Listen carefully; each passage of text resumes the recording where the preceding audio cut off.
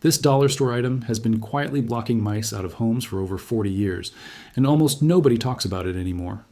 Pest control companies do not want you to know this exists, because it costs about $2, and it works better than half the traps sitting on store shelves right now.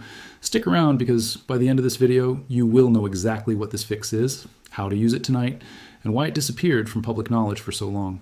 Mice are one of the most frustrating problems a homeowner can face. You hear the scratching in the walls at 2 in the morning, you find droppings in the pantry, and you start panicking about diseases and chewed wires.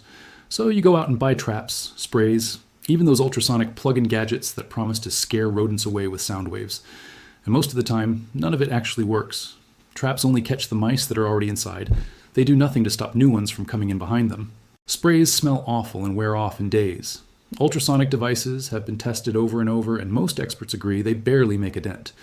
Meanwhile, you are spending $40, $50, sometimes over $100 trying to solve a problem that never actually gets solved at the root. Here's the truth nobody likes to admit. Mice do not need much space to get into your home. A mouse can squeeze through a gap the size of a pencil because their skeleton is built to compress. So unless you are sealing the actual entry points, you're just managing symptoms instead of fixing the cause. That is exactly where this old method comes back in. Long before pest control was a billion-dollar industry, farmers and homesteaders dealt with mice constantly because grain stores and barns were basically a 5-star buffet for rodents.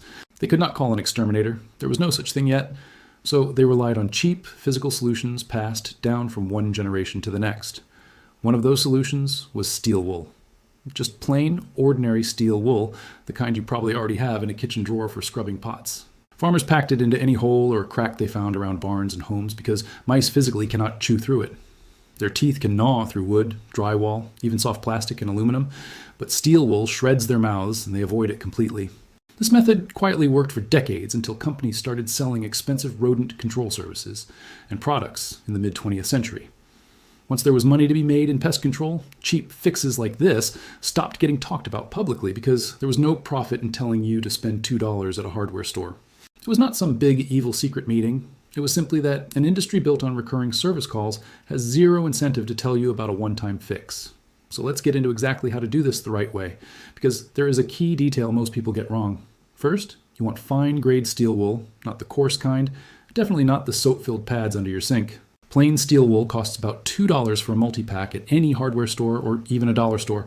Second, walk around your home, inside and outside, and look for any gap around pipes, vents, wiring, the dryer vent line, gaps under doors, and areas where utility lines enter the house. These are the highways mice use to get in. Here's the part most people miss. You do not just stuff steel wool into the hole and walk away. Mice are smart and persistent, so if the wool is packed loose, they can sometimes work it out over time. You want to twist it tightly into a ball or a rope shape, jam it firmly into the gap so it is snug against the edges, and then seal over the top of it with a bit of caulk or expanding foam if the hole is large. The steel wool acts as the physical barrier, and the caulk locks it in place so it cannot be pushed or pulled out. If you have a bigger hole, like something the size of a golf ball or larger, combine steel wool with a piece of hardware cloth. That is the metal mesh screening. Cut it to size and stuff the wool in tightly, then caulk around the edges. Total cost for a whole house treatment, steel wool, a tube of caulk, maybe a small roll of hardware cloth, usually comes out under $15 for the entire home. Compare that to an exterminator contract that can run $30 to $60 a month with no guarantee mice will not come back. One mistake people make constantly is only sealing the obvious holes and ignoring small cracks because they assume mice need a big opening. Remember, if a pencil fits, a mouse fits. Check basements, attic vents, gaps around window air conditioning units, and anywhere pipes go through exterior walls. Another common mistake is using regular cotton or fiberglass insulation to plug holes thinking it will work the same way. It will not. Mice chew right through soft insulation in minutes. It actually makes a cozy nesting material for them. Steel wool is the non-negotiable part of this method because of the texture. Those tiny metal fibers cut into their gums and nose when they try to gnaw through it, and mice avoid pain just like anything else. So why does this actually work when sprays and ultrasonic gadgets fail? It comes down to simple biology. Mice do not care about smells for long. They adapt fast.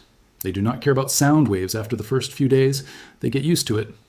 But their teeth and body cannot physically overcome a solid metal barrier, so there is no adapting to this. It is not a deterrent, it is a wall.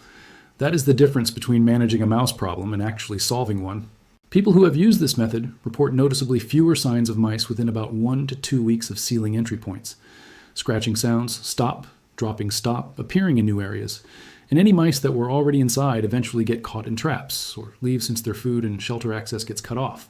Many old school pest control workers, the ones who started before the big franchise companies took over, still recommend steel wool as a first step before anything else, because sealing the entry is always more effective long term than repeatedly killing mice that keep finding new ways in.